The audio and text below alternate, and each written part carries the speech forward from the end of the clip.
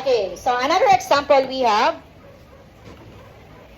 Okay, so let us determine if the following points are aligned horizontally or vertically. Then find the distance between them. So this time, wala na po tayong Cartesian plane na gagamitin. Ang given lang natin ay coordinates lang. Two ordered pairs. Okay, so how to identify if what formula, if horizontal ba or vertical. So let us analyze the given muna here. Okay, so anong formula po ito? Okay, this is vertical distance. So we can apply anak vertical distance if the given x coordinate are equal.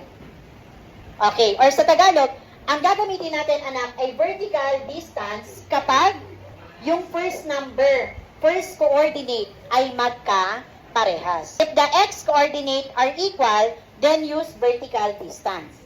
If the y-coordinate are equal, then use ano naman? Horizontal. First, number 1. 6, 10, and 6, 12. Okay, ano yung x-coordinate ng first order pair? 6. Dito sa second. Equal po ba?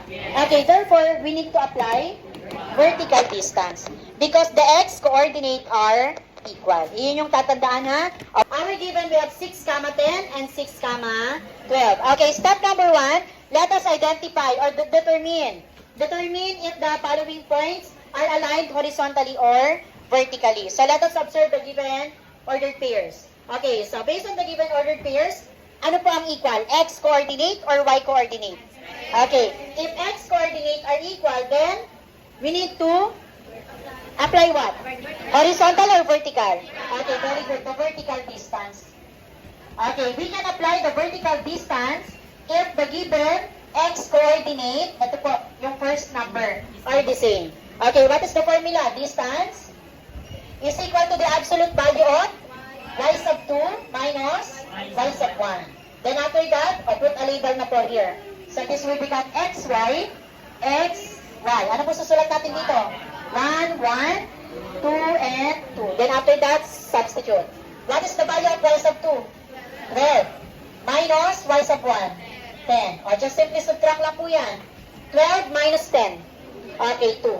Then, give me the absolute value of 2. Okay, very good. The answer is 2 units.